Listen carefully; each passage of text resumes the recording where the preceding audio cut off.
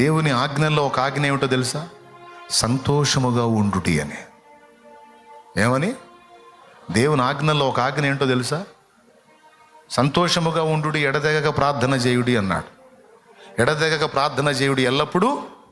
తెసలోనికలకు రాసినటువంటి మొదటి పత్రిక 5వ అధ్యాయము 14-15 వచనాలు మీరు చూస్తే అక్కడ ఉంటుంది.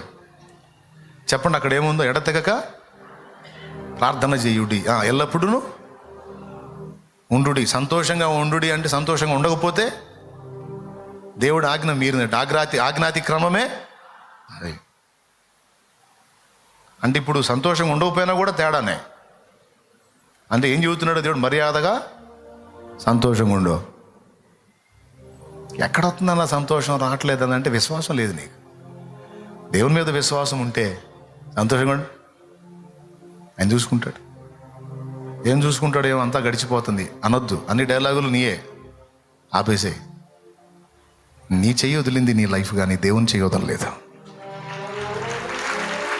ఆయన చేయని ఏది వదలదు, ఆయన చేయని ఏది దాటిపోదు. అంత బలమైన చెయ్యి.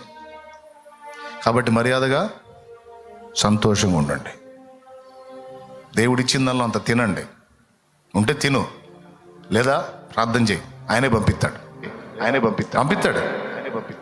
నాకు పంపించిన దేవుడు నీకు పంపిస్తా. పంపించలేదంటే పాపాలు ఒప్పుకో. ఎక్కడ తేడా ఉందో ఒప్పుకో,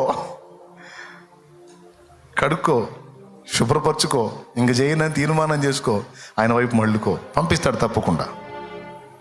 అరచు పిల్ల కాకులకు ఆహారం పెట్టేవాడు నీకు అన్నం పెట్టాడు. మీరు అనేక పిచ్చుకల కంటే శ్రేష్ఠులు అన్నాడే, ఆకాశ పక్షుల కంటే శ్రేష్ఠులు అన్నాడే. పంపించడు. ఉంటే తిను, లేకపోతే ప్రార్థన చేయి. పంపిస్తాడు, తిను. తిండి మానుకొని ఏడవాకు, తిను. ఏదో దేవుడు నీకు ఇచ్చిన పని చెయ్యి. బయట పని చేసుకుని బతకాలి కదా, చెయ్యి.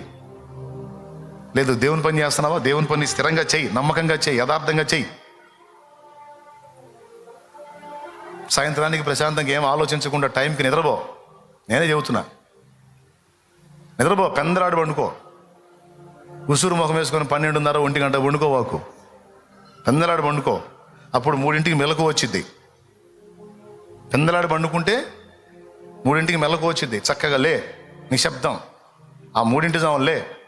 నువ్వేం చెప్పాలనుకున్నావో మనసు విప్పి దేవునితో మాట్లాడుకో. ఇక అక్కడి నుంచి ఎంత నడిపింపు వస్తే అంత ప్రార్థన చేసుకో, పాటలు పాడుకో, స్తుతించుకో. మళ్ళీ పక్కన వాళ్ళు ఇబ్బంది పెట్టవాకు పాపం, అది కూడా చూసుకో. గావు కేకలేసావు అనుకో, పక్కన వాళ్ళు కూడా విరక్తి కలిగిద్ది.